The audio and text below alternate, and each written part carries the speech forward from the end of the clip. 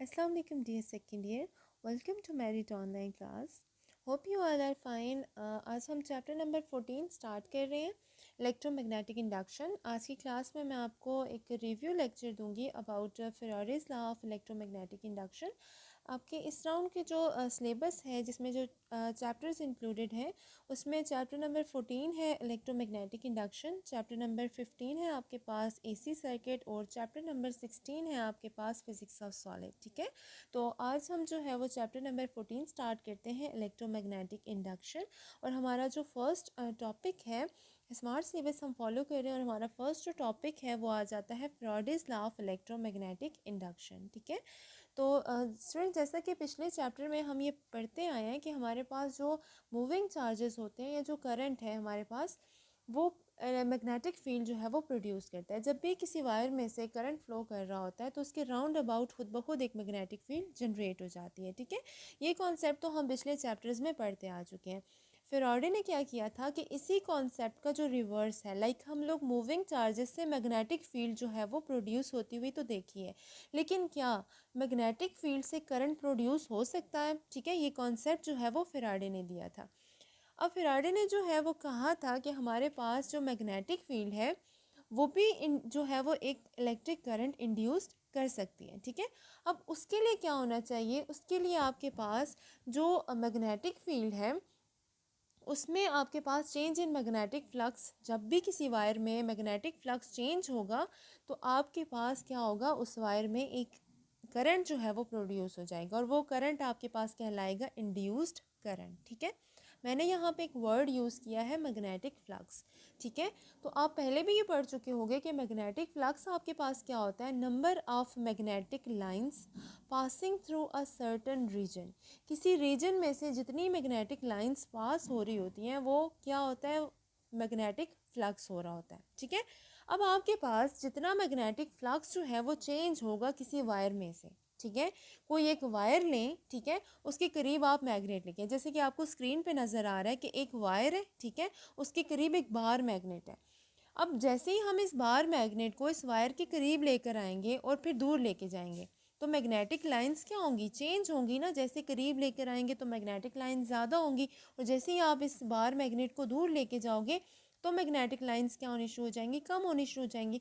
तो इसका मतलब है कि आपके पास मैग्नेटिक लाइंस में क्या आ रहा है, चेंज आ रहा है। इन अदर वर्ड्स हम ये कह रहे हैं कि आपके पास मैग्नेटिक फ्लक्स चेंज हो रहा है, क्योंकि मैग्नेटिक फ्लक्स क्या होता है, आपके पास नंबर ऑफ मैग्नेटिक लाइंस हो रही होती हैं, मैग्नेटिक लाइंस होती हैं। तो जितना आपके पास जो है वो मैग्नेटिक फ्लक्स चेंज होगा तो इस वायर में से, ये जो वायर आपको नज़र आ रही है, इसमें उतना ही आपके पास क्या प्रोड्यूस होगा, करंट प्रोड्यूस होगा, जो कि इस गैल्वानोमीटर की मदद से हम जो है वो देखेंगे। ठीक है, तो यहाँ पर हम ये कह सकते हैं जो इलेक्ट्रोमैग्नेटिक इंडक्शन है वो आपके पास क्या है कि बाय चेंजिंग मैग्नेटिक फील्ड या बाय चेंजिंग मैग्नेटिक फ्लक्स हमारे पास एक इंड्यूस करंट जो है वो जनरेट होता है, और इस फिनोमेना को हम क्या कहते हैं, इस फिनोमेना को हम कहते हैं इलेक्ट्रोमैग्नेटिक इंडक्शन। तो आपको स्टूडेंट्स इस बात की समझ आइए कि इलेक्ट्रोमैग्नेटिक इंडक्शन क्या होता है।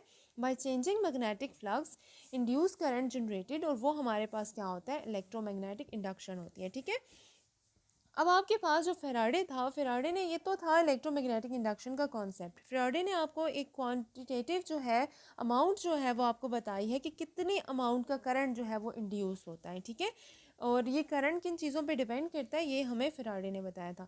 तो अकॉर्डिंग टू फेराडे, देखें ये फेराडे का एक्सपेरिमेंट था। सबसे पहले मैं आपको फेराडे का एक्सपेरिमेंट बताती हूँ, उसके बाद जो है वो हम फेराडे लॉ डिस्कस करेंगे। यहाँ पर देखें तो आपके पास जो एक आपको गिल्वानोमीटर नज़र आ रहा है, और उसके बाद आपको जो है वो बार मैग्नेट नज़र आ रहे हैं। आपके पास देखें जैसे ही ये जो बार मैग्नेट है, यहाँ पर आपको ये जो बार मैग्नेट है, जैसे ही आपको ये स्टेशनरी नज़र होगा, ठीक है, बार मैग्नेट यहाँ पर, ठीक है, आपको नज़र आ रहा है ये बार मैग्नेट स्टेशनरी है। स्टेशनरी का मतलब है कि कोई मैग्नेटिक लाइंस इस वायर में से चेंज नहीं हो रही। एक चीज़ रेस्ट पर है, स्टेशनरी है, तो कोई मैग्नेटिक लाइंस जो है वो उस वायर में से चेंज नहीं होंगी। जितनी लाइंस पास हो रही हैं उतनी ही पास होती रहेंगी। ठीक है, तो आपके पास जब जो है वो मैग्नेट स्टेशनरी होगा तो इसका मतलब है कि जितनी लाइंस आपके पास इनिशियली पास हो रही हैं उतनी ही पास होती रहेंगी। तो इसका मतलब है कि मैग्नेटिक फ्लक्स चेंज नहीं हुआ। और हम तो ये कहते हैं कि जब मैग्नेटिक फ्लक्स चेंज होता है तब इंड्यूस्ड करंट जनरेट होता है, ठीक है। तो जब मैग्नेटिक फ्लक्स ही नहीं चेंज होगा तो इंड्यूस्ड करंट भी जनरेट नहीं होगा आपके पास। तो यहाँ पर देखें तो आपके पास जो मैग्नेटिक फ्लक्स है वो चेंज नहीं हो रहा। सो आपके पास यहाँ पे अगर आप देखें तो गिल्वेनोमीटर ज़ीरो डिफ्लेक्शन जो है वो शो कर रहा है, ठीक है। अब साथ वाली फिगर पर अगर आप देखें तो आपके पास यहाँ पे जो मैग्नेट है उसको हमने क्या किया, हम मैग्नेट को करीब ले आए, ठीक है। हम इस बार मैग्नेट को इस वायर के करीब ले आए हैं। जब हम करीब लेके आए तो मैग्नेटिक लाइंस क्या हो गई हैं आपके पास जो है वो सॉरी हम यहाँ पर इस पे हमने दूर लेकर गए हैं, सॉरी यहाँ से हम मैग्नेट को यहाँ से जो है वो डाउन हमने किया, मैग्नेट को हम इस कॉइल से दूर लेकर गए हैं। तो जैसे ही हम इस मैग्नेट को इस कॉइल से दूर लेकर गए हैं तो मैग्नेटिक लाइंस जो है वो क्या हो गई हैं, डिक्रीज हो गई हैं, ठीक है। यहाँ पर लिखा हुआ भी आपको नज़र आ रहा है कि मैग्नेटिक लाइंस डिक्रीज हो गई हैं, जिसकी वजह से आपके पास जो है वो इंड्यूस्ड करंट जनरेट हुआ है, ठीक है, नेगेटिव साइड पर। अब यहाँ पर अगर आप देखें तो अब हमने मैग्नेट को क्या किया, अपवर्ड मूव करवाया। अपवर्ड मूव करवाने का मतलब है कि कॉइल के करीब लेकर गए हैं। जब कॉइल के करीब लेकर गए हैं तो हमारे पास जो मैग्नेटिक फ्लक्स है वो क्या हो गया, इंक्रीज हो गया है, मतलब मैग्नेटिक लाइन ज़्यादा हो गई हैं। जब देखिए मैग्नेटिक लाइन ज़्यादा हुई हैं तो इसका मतलब है कम से ज़्यादा हो गई हैं, मतलब मैग्नेटिक फ्लक्स आपके पास क्या हो चुका है, चेंज हो चुका है। तो जब मैग्नेटिक फ्लक्स चेंज हुआ तो हमारे पास यहाँ पे चेंज इन जो है वो मैग्नेटिक फ्लक्स की वजह से एक करंट इंड्यूस्ड हुआ और इस बार हमारी जो कॉइल थी उसमें जो करंट जनरेट हुआ, यहाँ पर आप देखें तो गिल्वेनोमीटर ने पॉजिटिव साइड पे डिफ्लेक्शन शो की है, ठीक है। तो नेगेटिव साइड पे इसलिए शो की थी क्योंकि मैग्नेटिक फ्लक्स डिक्रीज हो रहा था और पॉजिटिव साइड पे इसलिए शो किया कि मैग्नेटिक फ्लक्स इंक्रीज हो रहा है। और अगर हम इस बार मैग्नेट को स्टेशनरी रख दें, मतलब मूव ही ना करवाएं, तो जितनी लाइंस इनिशियली पास हो रही थी उतनी ही पास होती रहेंगी, जिसकी वजह से हमारे पास किसी किस्म का कोई मैग्नेटिक फ्लक्स चेंज नहीं होगा और कोई करंट जो है वो यहाँ पे इंड्यूस्ड नहीं होगा, ठीक है। तो ये कॉन्सेप्ट था हमारे पास इंड्यूस्ड करंट का, ठीक है। अभी हम आ जाते हैं Faraday's law of electromagnetic induction की जो स्टेटमेंट है हम उस पर आ जाते हैं, ठीक है। ओके, तो अभी हम देखते हैं हमारे पास फेराडेज लॉ की जो स्टेटमेंट है वो क्या है। Induced EMF is directly proportional to rate of change of flux linkage.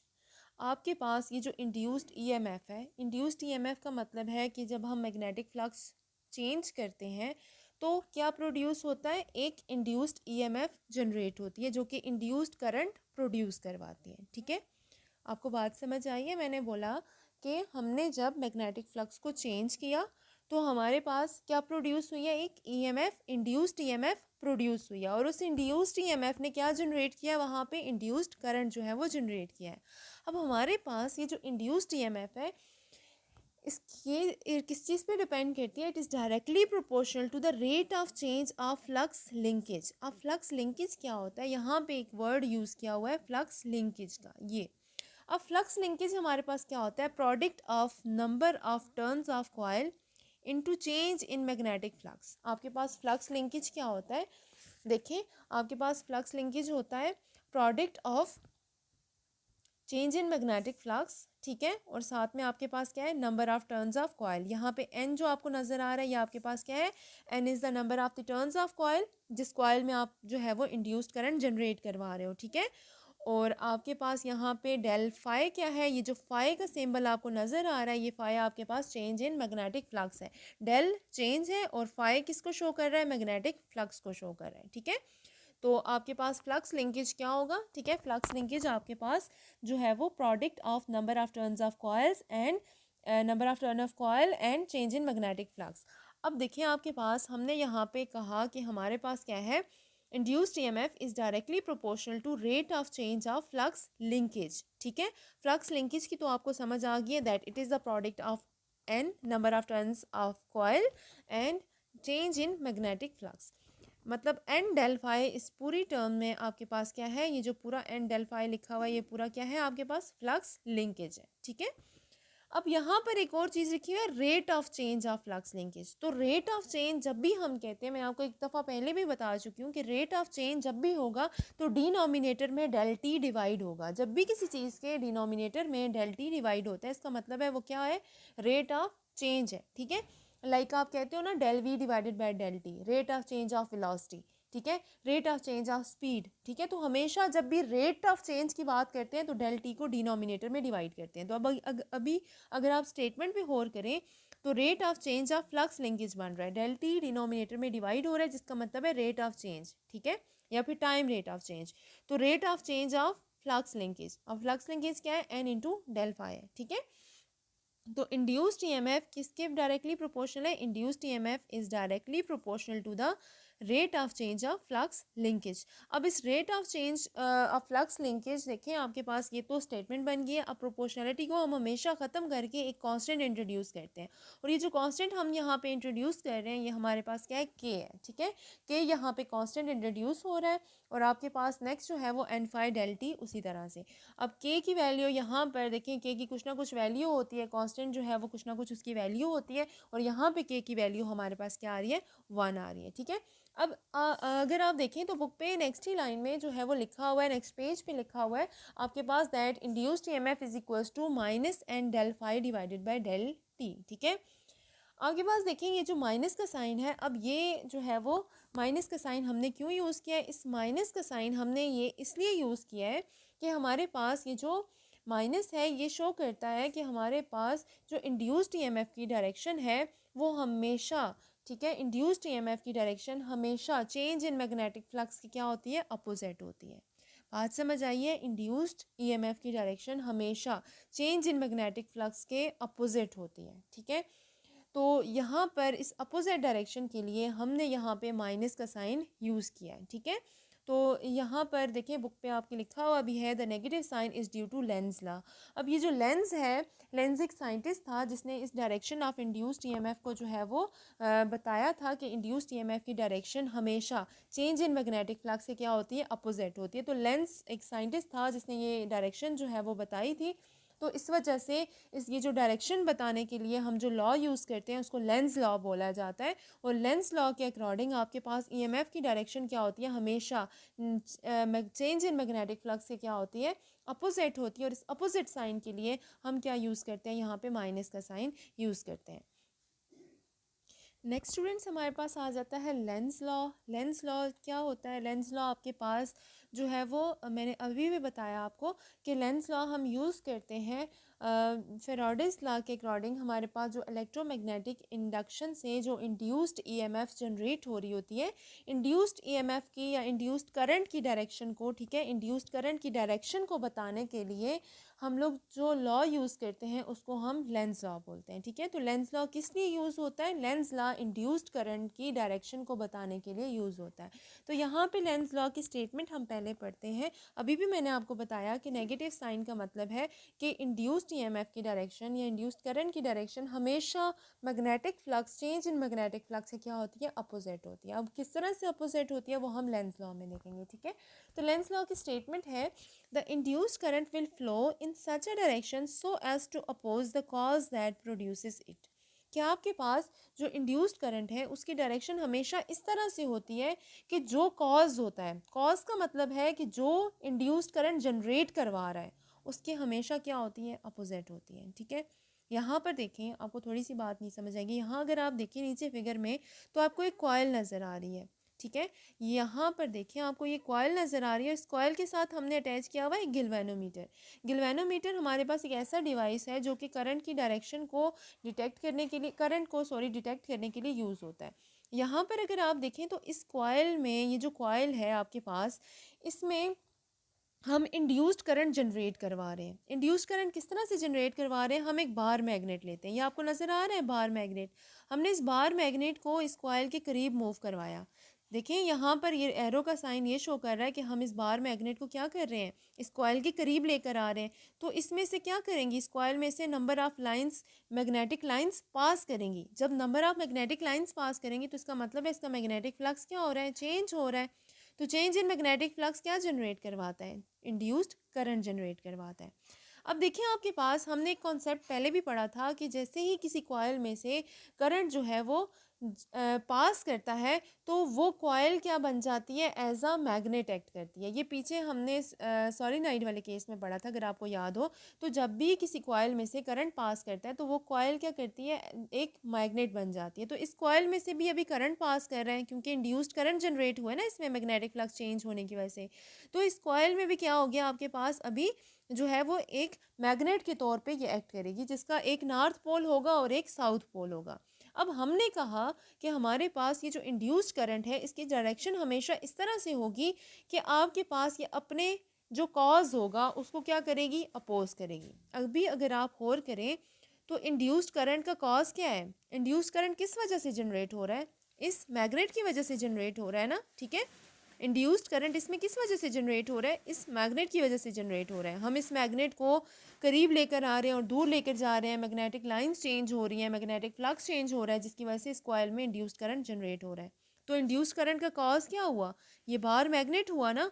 तो यह बार मैग्नेट को क्या करेगा, अपोज करेगा। तो अपोज करने का क्या तरीका होगा, जैसे मैंने अभी बताया कि ये कॉइल क्या करेगी, एज अ मैग्नेट एक्ट करेगी, जिसका एक नॉर्थ पोल होगा और एक साउथ पोल होगा। तो अब देखिए आपके पास, अभी हमें पता है कि हमारे इस बार मैग्नेट का नॉर्थ पोल ये है। तो ये क्या करेगी, कॉइल इस तरह से बिहेव करेगी कि ये जो इसका जो हिस्सा जो है वो बाहर मैग्नेट के सामने है वो एक्ट कर जाएगा एज अ नॉर्थ, और ये नॉर्थ और नॉर्थ एक दूसरे को रिपेल करेंगे, जिसकी वजह से ये इसको जो है वो दूर जो है वो मूव करवाएगी। आपको बात समझ आई है मेरी। यहाँ से देखते हैं, यहाँ पर देखें तो अब ये वो वाला केस है जब हम बाहर मैग्नेट को दूर मूव करवा रहे हैं, हम बाहर मैग्नेट को अवे लेके जा रहे हैं। जब हम अवे लेकर जाएंगे, दूर लेकर जाएंगे, तो इसमें से मैग्नेटिक लाइंस क्या होंगी, कम पास होंगी, मैग्नेटिक फ्लक्स डिक्रीज होगा। मैग्नेटिक फ्लक्स डिक्रीज होने का मतलब है मैग्नेटिक फ्लक्स चेंज हो रहा है। जब मैग्नेटिक फ्लक्स चेंज होगा तो इस कॉइल में क्या प्रोड्यूस होगा, करंट प्रोड्यूस होगा, ठीक है। अब देखिए इस कॉइल में जब करंट प्रोड्यूस होगा तो ये कॉयल एक्ट करेगी एज अ मैग्नेट, क्योंकि हमने कहा था कि जब भी किसी कॉयल में से करंट प्रोड्यूस कर रहा है तो उसमें क्या हो जाती है, एक मैग्नेटिक फील्ड जनरेट हो जाती है और कॉयल एक्ट करती है एज अ मैग्नेट। अब यहाँ पे हमारे पास जो है वो क्या हो रहा है, ये एज अ मैग्नेट एक्ट कर रही है। अब अगर आप देखें तो हम कॉयल को अवे मूव करवा रहे हैं, तो इस मैग्नेट की डायरेक्शन, इस मैग्नेट की डायरेक्शन क्या होगी, इस तरह से होगी कि ये इसको क्या करेगा, अपोज करेगा। अब ये दूर जा रहा है तो ये इसको क्या करेगा, करीब खींचेगा। करीब खींचने के लिए ये जो मैग्नेट होगा इसकी हमारे पास कुछ इस तरह से अरेंजमेंट हो जाएगी कि ये साउथ पोल होगा और ये क्या हो जाएगा, हमारे पास नॉर्थ पोल बन जाएगा, जिसकी वजह से ये क्या करेगा, ये दूर नहीं जाने देगा, ये इसको क्या करेगा, अट्रैक्ट करेगा। सिंपल इसकी एक ट्रिक है, आपने ये याद रखनी है। ये ट्रिक मैं आपको बता रही हूँ कि ये इस ट्रिक पे जो है वो काम करता है कि दूर पास आएगा तो आने नहीं देगा और दूर जाएगा तो जाने नहीं देगा। जब ये इसके पास आएगा तो ये इसको पास नहीं आने देगा, और जब ये दूर जाएगा तो ये इसको अट्रैक्ट करेगा, दूर नहीं जाने देगा, ठीक है। तो यहाँ पर आप साथ वाले गैल्वेनोमीटर में देख रहे हैं यहाँ पे कि एक दफ़ा करंट की डायरेक्शन आपके पास इस तरह से थी और दूसरी दफ़ा ज़ाहिर है जो है वो करंट जो है वो जैसे बाहर मैग्नेट को अवे मूव करवा रहे हैं तो आपके पास इसकी डायरेक्शन क्या हो रही है, चेंज हो रही है। तो इसका हम लोग यही कहते हैं कि हमारे पास जो इंड्यूस करंट जनरेट होता है उसकी डायरेक्शन हमेशा इस तरह से होती है कि वो अपने काज को क्या करता है, अपोज करता है। जो यहाँ पे इसका काज क्या था, इस इंड्यूस करंट का काज ये बार मैग्नेट था। तो बार मैग्नेट को ये क्या कर रहा है, अपोज कर रहा है। वो करीब आ रहा है तो रिपेल कर रहा है, वो दूर जा रहा है तो उसको अट्रैक्ट कर रहा है, ठीक है। तो ये था हमारे पास लेंस लॉ। आपका जो टॉपिक है आज का वो था Faraday's law of electromagnetic induction plus Lenz law. आपने इन दोनों टॉपिक्स को जो है वो बहुत अच्छे से जो है वो करना है, मेमोराइज करना है। बहुत इंपॉर्टेंट टॉपिक है Faraday's law of electromagnetic induction. बहुत बार ये जो है वो रिपीट हो चुका है, तो आपने इसकी जो है वो प्रैक्टिस करनी है। और एक्सरसाइज से इसका जो क्वेश्चन है आपने उसको जो है वो देखना है। आपके पास जो है वो पेज नंबर 177 पे इसका सेकंड क्वेश्चन बनता है, state Faraday's law of electromagnetism also explain statically and dynamically induced EMF with experiments, ठीक है। ये क्वेश्चन बनता है। थर्ड क्वेश्चन आपके पास बनता है, describe Lenz law show that this law is a manifestation of conservation of energy, ठीक है। तो आपने इन दोनों क्वेश्चंस को जो है, जैसे कि ये आप रिव्यू लेक्चर था तो बहुत ज़्यादा मैंने हर डीपली जो है वो चीज़ को एक्सप्लेन नहीं किया, क्योंकि ये जो चीज़ें हैं वो ऑलरेडी आप लोग पढ़ चुके हो, ठीक है। तो ये जस्ट एक रिव्यू था। आपका जो टॉपिक है आपने ये पहले से पढ़ा हुआ है, और अगर जो चीज़ें आपको शायद भूल चुकी थी तो वो मैंने दोबारा से आपको बता दी हैं। आपने इन दोनों टॉपिक्स को जो है वो याद करना है और इनकी रिटन प्रैक्टिस करनी है। Thank you.